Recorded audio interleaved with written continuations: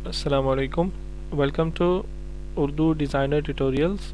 आज हमारा tutorial number 5 है और आज की क्लास शुरू करने से पहले एक दो टिप्स आपको देनी है डिज़ाइनिंग के हवाले से। आप ये तस्वीर देख रहे हैं, इस तस्वीर को देखते ही आपकी नज़र जिस तरफ सबसे पहले जाती है वो ये रंगीन अम्ब्रेला है। ठीक है, रंगीन छतरी है। हालांकि इस तस्वीर में बाकी सब छतरियां ही छतरियां हैं, अम्ब्रेलाज ही अम्ब्रेलाज हैं, आप देख रहे हैं, लेकिन आपकी नज़र इनमें से बाकी किसी पे नहीं पड़ी, बल्कि आपकी नज़र इस अम्ब्रेला पे पड़ती है जो रंगीन है। ऐसा क्यों होता है? क्योंकि ये जो अम्ब्रेला है ये कलर्ड है, ये बाकी सब अम्ब्रेलाज से डिफरेंट है।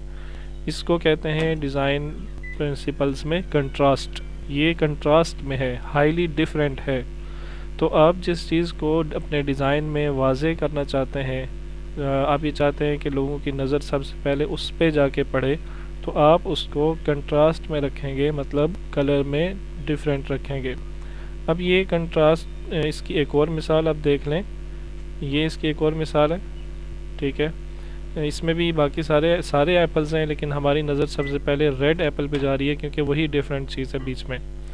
एक कंट्रास्ट अब सिर्फ कलर में नहीं होता, बल्कि कंट्रास्ट साइज़ में भी हो सकता है।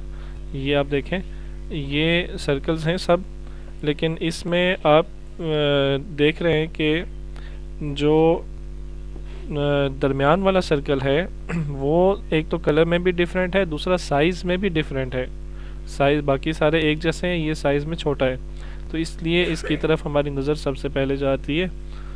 और दूसरी तरफ आप देखें यहाँ पे, अब बाकी सारे सर्कल्स साइज़ में छोटे हैं, लेकिन दरमियान वाला बड़ा है। अब इसमें दोनों तरह के कंट्रास्ट आ रहे हैं, साइज़ में भी कंट्रास्ट आ रहा है और कलर में भी कंट्रास्ट आ रहा है। एक टिप तो ये थी आपके लिए, और इसके एक दूसरी टिप मैं आपको देना चाहता हूँ। उसके लिए हम चलते हैं उर्दू डिज़ाइनर ऐप में, न्यू डिज़ाइन। इस पर मैं कोई टेक्स्ट ऐड करता हूँ। टेक्स्ट के हवाले से ही हमने बात करनी है, तो एक चीज़ आप ये देख लें कि इसमें उर्दू टेक्स्ट में आप पोइट्री यहाँ से लिख सकते हैं, पोइट्री। अब इस पे पोइट्री पे क्लिक करेंगे तो ये आपके पास पोइट्री आ जाती है और मुख्तलिफ़ टॉपिक्स पे पोइट्री आ जाती है। ठीक है, ये आप टॉपिक्स देख रहे हैं। आप ऊपर सर्च भी कर सकते हैं। इनमें से जिस पे भी आप इबादत पे क्लिक करेंगे तो इबादत के हवाले से पोइट्री आ गई है। आमाल पे क्लिक करेंगे, इसके हवाले से आ गई है। मज़हब के हवाले से आ गई है। आँखें, इसके हवाले से आ गई है। बारिश, तो जिस पे भी क्लिक करेंगे उस हवाले से पोइट्री आ जाएगी। जो भी आपको चाहिए आप उस पर क्लिक करें और ये ऐड टू डिज़ाइन करें तो ये डिज़ाइन में आ जाएगा। ठीक है,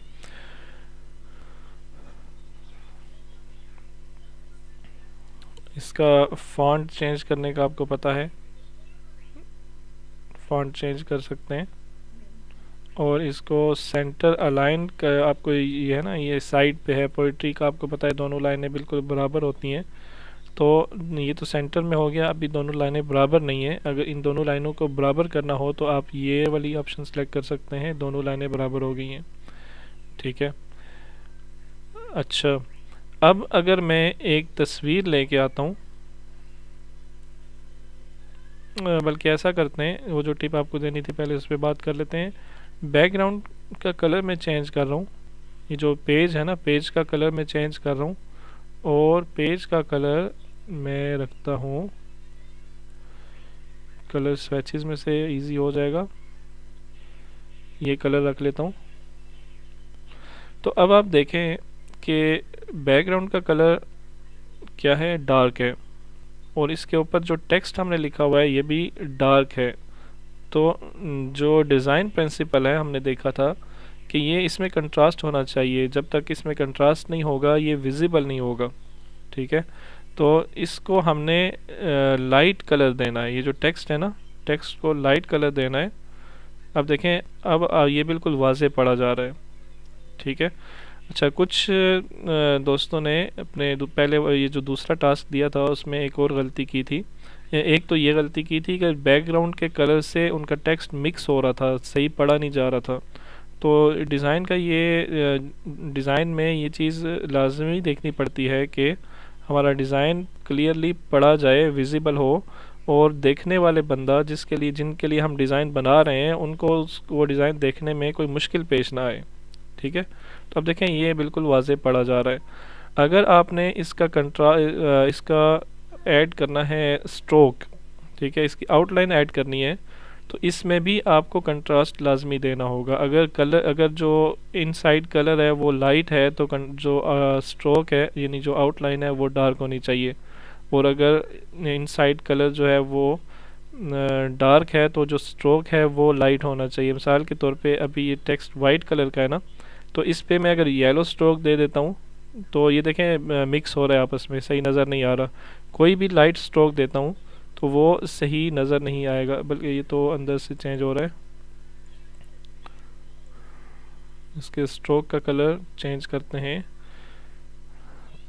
मैं ये वाला लाइट कर देता हूँ। देखें ये मिक्स हो जाते हैं, लाइट कलर मिक्स हो जाते हैं।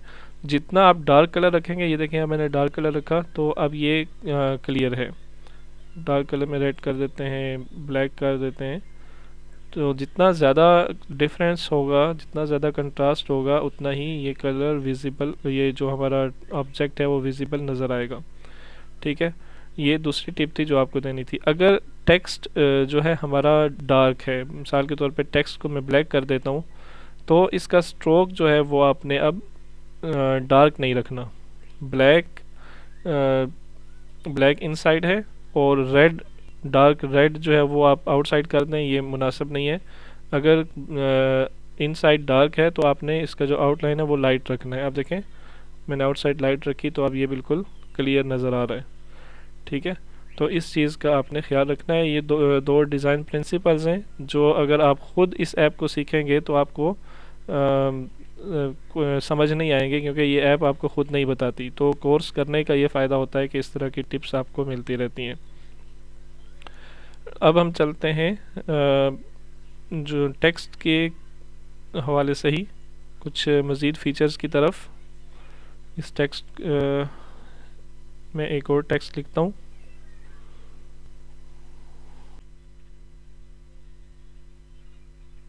और इसको ऐड कर देते हैं, साइज़ बड़ा करते हैं।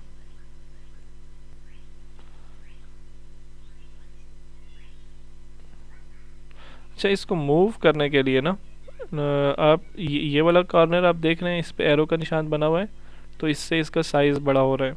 ठीक है, आप ये यहाँ से इसको अगर मूव करेंगे तो ये ऊपर नीचे इसका साइज़ स्ट्रेच होगा, ये ख़राब भी हो सकता है। कोशिश करें कि यहाँ से ये ना हिले। ठीक है, और अगर आप इस साइड से करते हैं तो साइड से इसका साइज़ कम, ये जो बॉक्स है टेक्स्ट बॉक्स, इसका साइज़ कम ज़्यादा हो जाएगा। ठीक है, अगर आप ये जो कॉर्नर है इस पे आप अगर गौर से देखें, बहुत छोटा सा नज़र आता है वैसे, तो अगर आप इसको देखें ना तो यहाँ पे एक राउंड सा एरो बना हुआ है, यानी ये वाला जो कॉर्नर है ये इमेज को रोटेट करने के लिए इस्तेमाल होता है। ऑब्जेक्ट को, टेक्स्ट को, कोई भी आपके पास चीज़ है, इमेज है, शेप है, उसको रोटेट करने के लिए ये इस्तेमाल होगा। ठीक है, ये वाला एरो। अगर आपने इसको मूव करना हो, बजाय इसके कि आप इसको यहाँ से उठाएं, लाइन से उठाएं, लाइन से उठाने का ये मसला हो सकता है कि ये लाइन गलती से ये वाली सिलेक्ट हो जाए यहाँ से, तो ये इसका साइज़ ख़राब हो जाता है। तो आप इसको, आप देखें नीचे दो ऑप्शंस आती हैं, ये वाली ऑप्शन मूव करने के लिए, इससे पकड़ के आप इसको मूव करें तो ये आसानी होगी। ठीक है, फॉन्ट, इसका साइज़ मज़ीद बड़ा कर लेते हैं। अच्छा, अब हम कुछ टेक्स्ट की मज़ीद प्रॉपर्टीज़ देखते हैं। इसका जो कलर है ना, पहले इसका कलर मैं चेंज करता हूँ, इसको रेड कर लेता हूँ कलर को, और इसकी जो आउटलाइन है वो मैं वाइट कर देता हूँ। आउटलाइन थोड़ी सी कम हो जाए, जो इनसाइड कलर है वो थोड़ा सा लाइट हो जाए। ये अच्छा, अब मैं इसको ना यूँ करता हूँ कि अगर ये जो इनके दरमियान में गैप है, वर्ड्स के दरमियान में आप देखें ये बहुत ज़्यादा गैप है। इस गैप को अगर मैं कम करना चाहूँ, ये मुझे याद नहीं कि लास्ट क्लास में मैंने बताया था या नहीं, अभी दोबारा बता देता हूँ। तो ये वर्ड स्पेस की ऑप्शन है, इससे आप इसके जो बीच में टेक्स्ट वो है गैप है, स्पेस है, उसको कम कर सकते हैं। ठीक है। एक और ऑप्शन इसके इससे अगली जो है वो है स्प्लिट वर्ड्स। स्प्लिट वर्ड्स पे क्लिक करें तो देखें क्या होता है। इसको मैं दोबारा से गैप वापस लेके आता हूँ और स्प्लिट वर्ड्स पे क्लिक कर देता हूँ मैं। ये स्प्लिट वर्ड्स, स्प्लिट वर्ड्स ने क्या किया, वर्ड्स को स्प्लिट कर दिया। स्प्लिट का मतलब क्या होता है? स्प्लिट का मतलब होता है अलग अलग करना। ठीक है, तो इसने इन वर्ड्स को स्प्लिट कर दिया है।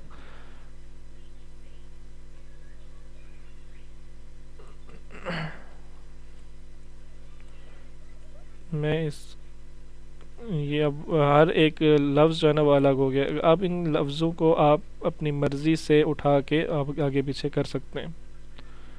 ठीक है, तो आपने देखा होगा कि अखबारात में या ख़ास तौर पे इस्लामिक जो प्रोग्रामात होते हैं, महफ़िलें होती हैं, उनके जो उन पे जो टेक्स्ट लिखा होता है वो कुछ इस तरह का लिखा होता है कि एक दूसरे के अंदर घुसा होता है।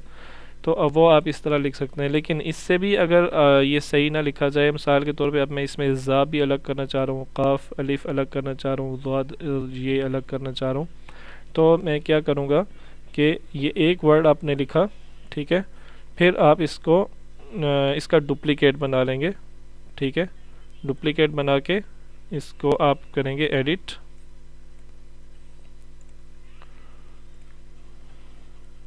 एडिट करके ज़ा लिख दें।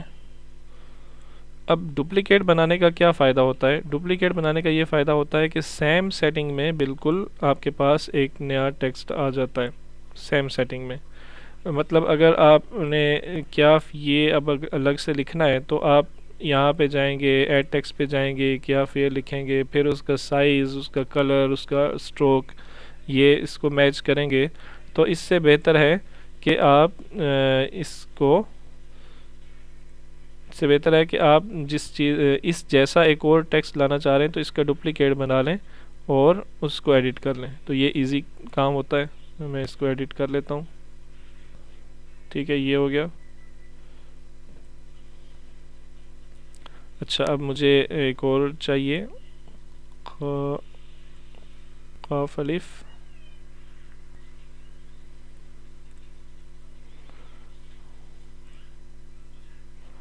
मुझे फिर एक और चाहिए।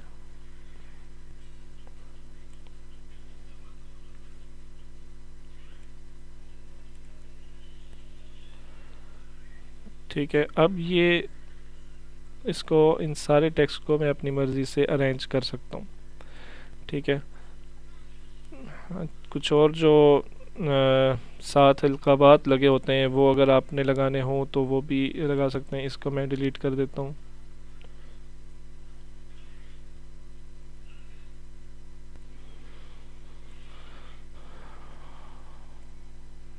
इसकी मैं डुप्लिकेट बना रहा हूँ और एक और मुझे वर्ड चाहिए।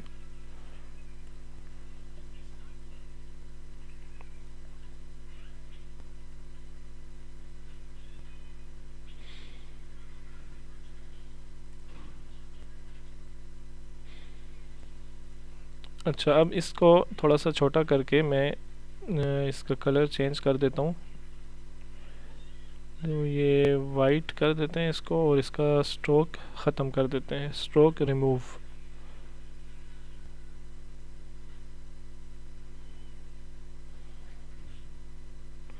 इसी का डुप्लिकेट बना के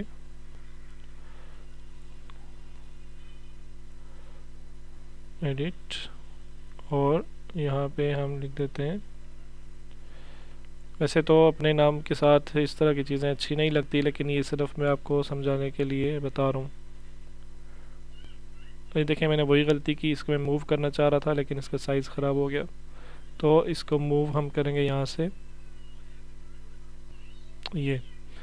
तो अब ये देखें, अब ये एक बहुत अच्छा सा एक नाम लिखने हो गया। आप जो महफ़िल का कोई भी पोस्टर बनाएं, इस्लामिक पोस्टर बनाएं, तो उस पे आप इस तरह के नाम ऐड कर सकते हैं। तो आज की क्लास में इतना ही काफ़ी है। इंशाल्लाह कल की क्लास में हम मज़ीद नई चीज़ों के साथ आएंगे। अस्सलामु अलैकुम वरहमतुल्लाहि वबरकातुहू।